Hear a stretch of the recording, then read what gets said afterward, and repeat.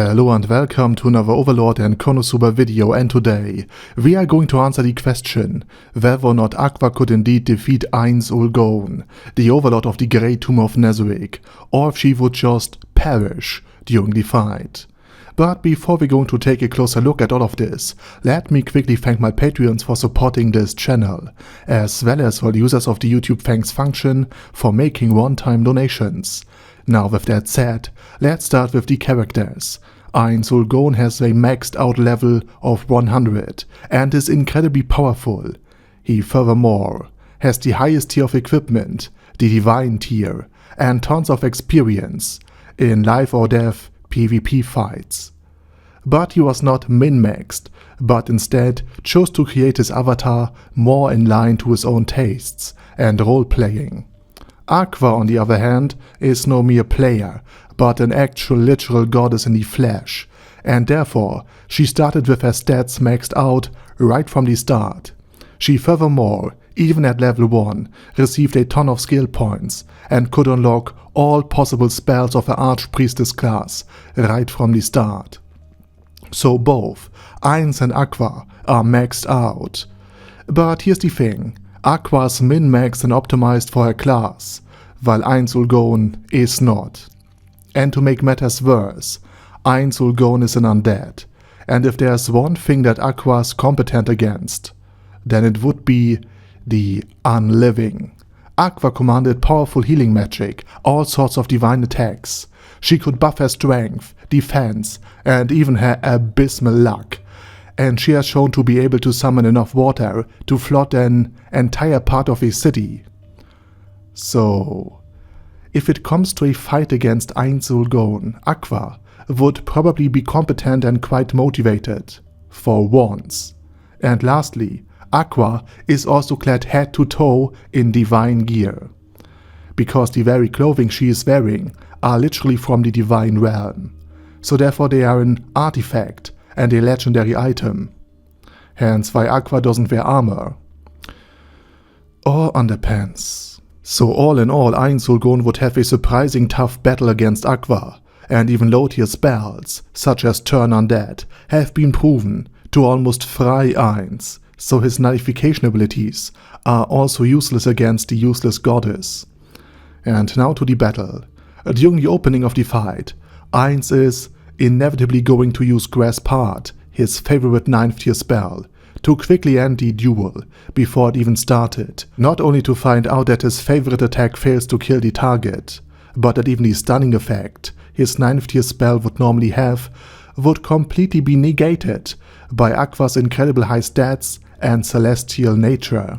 After ranting a bit about how lewd it was for Ainz to try to touch her in such an intimate place, Aqua would inevitably answer the attempt on her life with Turn Undead, something that would hit Ainz, but thanks to his own powerful stats, would not manage to destroy him then and there. Still, being hit by it was deeply unpleasant, and at this point Ainz Ooal Gown would also feel a headache forming, because Aqua's demeanor would remind him of Remedios.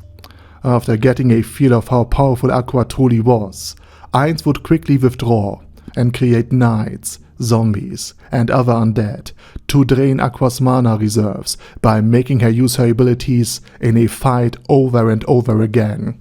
And while Ainz uses Perfect Unknowable to conceal himself, watching Aqua fight off his undead armies with a combination of Turn Undead, God Blow, and Nature's Beauty, Ainz would buff himself and check out Aqua's mana reserves, only to realize that they are maxed out as well, and furthermore enhanced by her celestial gear. After finishing off Ainz Ooal Gown's undead, Aqua not only looks the hidden Ainz in the eye, but also uses Sacred Break spell to shatter his buffs and his Perfect Unknowable. Somehow, she was able to sniff out his undead nature, even though he was concealed, before attempting to drown him in a flood of holy water. But before Aqua could cast her spell, Ainz used greater teleportation to close the distance. Now in perfect warrior mode, thanks to his perfect timing, he straight up punches Aqua across the landscape, only for her to lie down, cry, and call him out for hitting a woman. By that time, Ainz is probably stunned as well. until Kazuma calls out from the sidelines to simply not listen to her and continue the fight, prompting Aqua to berate Kazuma. Ainz again uses the distraction in order to close the distance and try to land yet another hit, only for him being punched by one of Aqua's god blows. Feeling the holy energy burning him and cracking his bones, Ainz quickly resolves to use a more distant approach to this fighting, promptly flinging a barrage of reality slashes to deeply cut Aqua, only for her to cast Teal. Noticing how effective Aqua's healing magic was and how resistant the goddess is to magic, Ainz Ooal Gown again found himself on the losing side of this war of attrition, and after teleporting away from sacred exorcism and seeing the bystanders be washed away by another flood of Aqua's making, Ainz decided to use this distraction and the scolding from Kazuma to think of a strategy. Shortly after he emerges and claims that he had casted a spell that renders him immune to holy magic, Aqua, not believing him, instantly uses Sacred Turn Undead, but even though Ainz is burning, he does not flinch, and so his bluff works, making Aqua believe that Ainz is somehow cheating and berating him. This time window is then used by Ainz Ooal Gown to summon a Doomlord to keep Aqua busy, while he sacrifices more summoned undead in order to summon a Dark Young.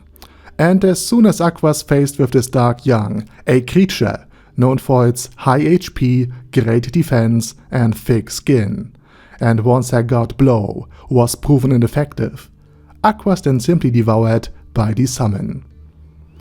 And then she has to face the most humiliating task she could ever imagine, explaining to Ares what has happened, how it was totally not her fault, while Pestonia just revives her. And with that said, this is more or less how I imagined the duel going down.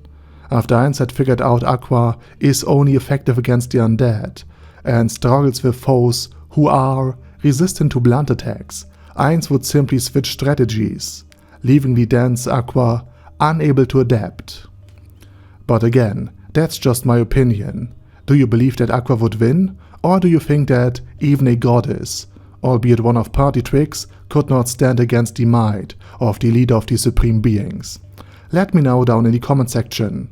Anyway, have a nice day, and special thanks to Ada Daddy Ada, Bad Guy Yi, Bad Burrito 316, Beezer, Ben C, Brandon D, Chrissy, Crowley 0221, Sia, Crystal Prime, Dead Slime, Death is Mercy, Deathless Dragonlord, Demon Xenomorph 1987, Devin Downen, Ding Dong, Duckwagon, Dunkler Krieger, Dystopia, Dystopia II, Enigmatic Unicorn, Feral Shivan, Guy with That Head, Hector Marino, Hoss, Huster, Jacob G, Jana B, Jason, J. Morris, Chromius, Kyle R, Lee K. Long, Legendarius, Lelouch Britannia with a Mustache, Lexus Fox, Lord Nishikian Rai, Lord Touch Me, Love Razor, Merovec, Mr. Shoes, Mr. Tweaker, Michael R, Michael Y, Nope, Oh Hell No, Normal Toad, Okill, Overlord General Gasper, Paddy Pantom, Personage, Primus 11, Rhinomere, Q&A Caracos P, Shergox's Daddy, Shadow Lightning Wolf, Shrine Keeper, Super Tier Magic Batista Bomb, Supreme Cheese, Staris, Ted, Texas Deer, The Orc Warboss, Rak Ed Smasher, T.E. Wang, Vash Hawkeye, Vegito 27, Venture Fanatic, Wilhelm, Xenukai, and Zonagon. Thanks guys. Anyway, have a nice day, and I hope to see you all again soon on my next video.